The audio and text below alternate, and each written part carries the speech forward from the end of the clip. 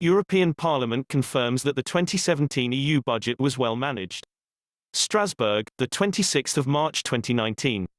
The European Parliament today gave its final approval, known as discharge, to the way in which the European Commission, in cooperation with the member states, managed and implemented the EU budget in 2017. The positive vote follows from the European Court of Auditors' decision to give the EU annual accounts a clean bill of health for the 11th year in a row, finding them true and fair. Commissioner Günther H. Oettinger, in charge of Budget and Human Resources, said, "The European Parliament has once again confirmed that the EU budget has been managed in line with the rules, generating great added value for our citizens. The EU's achievements are numerous and the discharge exercise gives us yet another opportunity to look at them." Looking ahead, the next long-term EU budget for the 2021 to 2027 is the next big opportunity to show that we are learning from the past. In its proposal, the Commission has put forward ideas how to make sure the EU budget generates an even greater added value for the EU citizens, while being more flexible and simpler. We are now working hand in hand with the European Parliament and the Council towards timely adoption of the various proposals, including the 37 specific spending programs, so that beneficiaries from across the Union will be able to benefit from EU funding as of January 2021. For the first time ever, this year's discharge report of the European Parliament highlights some of the EU budget's key achievements.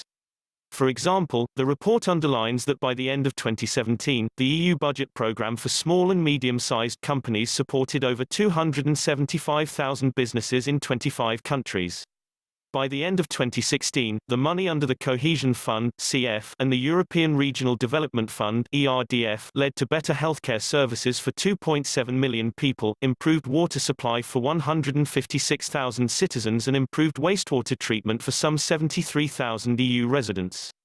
In 2017 alone, the EU budget, through the Asylum, Migration and Integration Fund (AMIF), supported the creation of over 7,000 additional places in reception centres, while the number of places adapted for unaccompanied minors increased from only 183 in 2014 to over 17,000 in 2017. These figures confirm once again that the EU budget has delivered on the EU citizens' expectations. The report also outlines key recommendations for the future. In the coming months, the Commission will report to the European Parliament on the actions that it will take in response to the European Parliament's recommendations.